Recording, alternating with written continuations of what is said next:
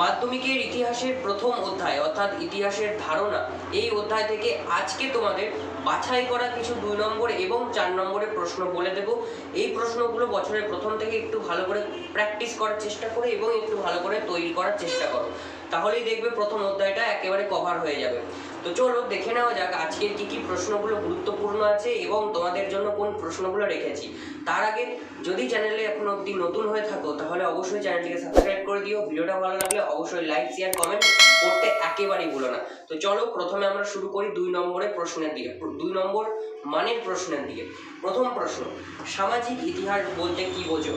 2 নম্বর প্রশ্ন, ইতিহাসের উপাদান রূপে সংবাদপত্রের গুরুত্ব আলোচনা করো। 3 নম্বর প্রশ্ন, স্থানীয় ইতিহাস বলতে কি বোঝো? 4 নম্বর প্রশ্ন, পরিবেশের ইতিহাস কি? 5 নম্বর প্রশ্ন, ভারতে ঔপনিবেশিক শাসন পর্বে বাংলায় খাদ্যাভ্যাসের কি পরিবর্তন এনেছিল? 6 নম্বর প্রশ্ন, চলচ্চিত্রের ইতিহাসের গুরুত্ব আলোচনা করো। 7 নম্বর প্রশ্ন, নিম্নবর্গের ইতিহাস চর্চা কি? এখানে একটা কথা বলে রাখি, নিম্নবর্গের ইতিহাস চর্চা যখনই পড়বে তখনই একটা নাম কিন্তু সর্বদা মনে রাখবে, রণজিৎ গুহ। রণজিৎ গুহ ছিলেন এই নিম্নবর্গের ইতিহাস চর্চার সঙ্গে যুক্ত।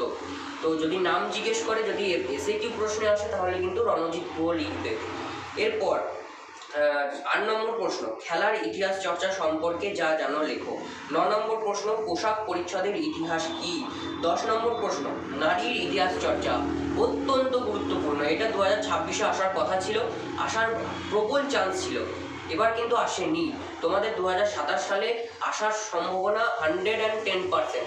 পড়ে রাখতে ক্ষতি নেই, এটা পড়ে রাখবে, অত্যন্ত গুরুত্বপূর্ণ প্রশ্ন। নারীর ইতিহাস সম্পর্কে যা জানো লেখো। 11 নম্বর প্রশ্ন, কবে কি কারণে সোমপ্রকাশ সাময়িক পত্র প্রকাশ বন্ধ হয়ে গিয়েছিল? সোমপ্রকাশের বন্ধ হওয়ার সাথে সাথে তোমরা সোমপ্রকাশ পত্রিকার যে বিষয়বস্তু সেটাও কিন্তু একটু করে জেনে রাখবে। তারপর 12 নম্বর প্রশ্ন, ইন্টারনেটের সুবিধা অসুবিধাগুলি আলোচনা করো। 13 নম্বর প্রশ্ন, নতুন সামাজিক ইতিহাস রচনার উপাদান কি কি ছিল, বা নতুন সামাজিক ইতিহাস রচনার উপাদানগুলি আলোচনা করো।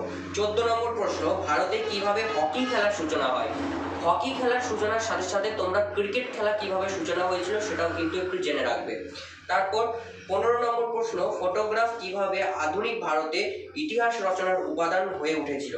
16 নম্বর প্রশ্ন, রবীন্দ্রনাথ ঠাকুরের আত্মজীবনী জীবন স্মৃতি আধুনিক ইতিহাস চর্চায় গুরুত্বপূর্ণ কেন? 17 নম্বর প্রশ্ন, বঙ্গদর্শনের বিষয়বস্তু আলোচনা করো। তারপর 18 নম্বর প্রশ্ন, বিজ্ঞান চর্চা ও চিকিৎসা বিদ্যার ইতিহাস কি? 19 নম্বর প্রশ্ন, 70 বৎসর কার আত্মজীবনী, এতে কি জানা যায়? মানে এই 70 বৎসরের জীবন, এই 70 বৎসরের যে বিষয়বস্তু সেটা তোমার কাছে জানতে চেয়েছে, এবং তার আগে জানতে চেয়েছে এই 70 বৎসর কার আত্মজীবনী। ঠিক আছে, তো সবাই জানো বিপিন চন্দ্র পালের আত্মজীবনী হচ্ছে 70 বৎসর। এবার তোমরা সেটা জানবে যে বিষয়বস্তু কি রয়েছে, সেই বিষয়বস্তুটা তোমাদের লিখতে হবে ছোট্ট করে। এরপর চলে এসো 20 নম্বর প্রশ্ন, আত্মজীবনী ও স্মৃতিকথা বলতে কি বোঝো?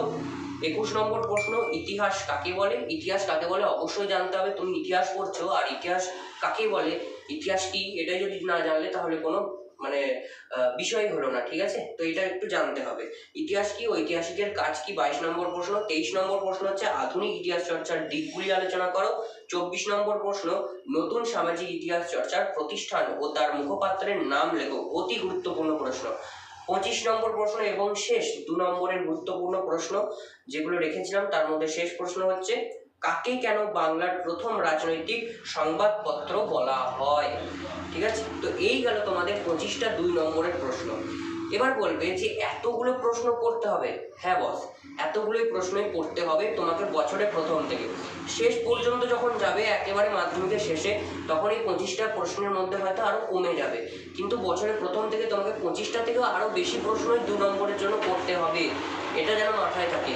প্রথম থেকে 2 নম্বরের জন্য সাজেশন কিন্তু কাজ দেবে না, সাজেশন দেওয়া হবে অনেক পরে সেটা, কিন্তু তার আগে তোমাকে সমস্ত প্রশ্নগুলো কভার দিতে হবে। 25টার থেকেও অনেকে 30টা 40টা প্রশ্ন করে রাখে, তো 25টায় সেখানে অনেকটাই কম। 25টা প্রশ্ন অন্তত তোমাকে করে রাখতেই হবে। এবার চলো জেনে নেওয়া যাক 4 নম্বরের যে গুরুত্বপূর্ণ প্রশ্নগুলো আছে সেইগুলো। তবে তার আগে বলে রাখি, 4 নম্বরে তোমাদের 2026-এ অর্থাৎ তোমাদের আগের যে পরীক্ষা সেই পরীক্ষাতে একটা প্রশ্ন কিন্তু আসেনি। আশা করা গেছিল যে এক নম্বর অধ্যায় বা প্রথম অধ্যায় থেকে 4 নম্বরের একটা প্রশ্ন হয়তো আসতে পারে, কিন্তু আসেনি। তোমাদের বেলায় 100% এই অধ্যায় থেকে প্রশ্ন আসতে চলেছে, সেহেতু একটু বেশি পরিমাণে প্রশ্ন করে রাখবে। আমি 5টা প্রশ্ন দিয়েছি, কিন্তু তোমরা চাইলে এর থেকে আরো বেশি প্রশ্ন করে রাখবেই। প্রথম প্রশ্ন দেখো, নারীবাদী ইতিহাসের ওপর একটি টিকা লেখো। 2 নম্বর প্রশ্ন, জীবনের ঝরাপাতা নামক আত্মজীবনী আধুনিক ভারতের ইতিহাসের উপাদান রূপে কতটা গুরুত্বপূর্ণ ছিল তা আলোচনা করো। 3 নম্বর প্রশ্ন, কন্যা ইন্দিরা গান্ধীকে লেখা পিতা জওহরলাল নেহেরুর চিঠিগুলির বিষয়বস্তু আলোচনা করো। 4 নম্বর প্রশ্ন, সরকারি নথিপত্রের গুরুত্ব আলোচনা করো। আর 5 নম্বর প্রশ্ন, টিকা হিসেবে দুটো দিয়েছি, পরিবেশের ইতিহাস আর নতুন সামাজিক ইতিহাস আলোচনা করো। আর পরিবেশের ইতিহাস।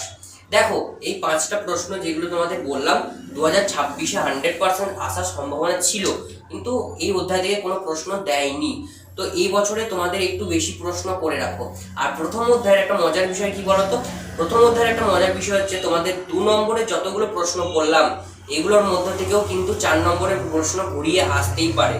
যেমনটা তোমাদের উদাহরণস্বরূপ বলি, যে আমি প্রথমেই বললাম যে ইন্টারনেটের সুবিধা ও অসুবিধাগুলি আলোচনা করো। এটা 2 নম্বরে না দিয়ে তোমাদের 4 নম্বরেও কিন্তু দিতে পারে। তো এর থেকে একটু তোমরা সাবধান থাকবে, এবং এই সাবধানতা অবলম্বনের জন্য একটু বেশি প্রশ্ন করতেই হবে।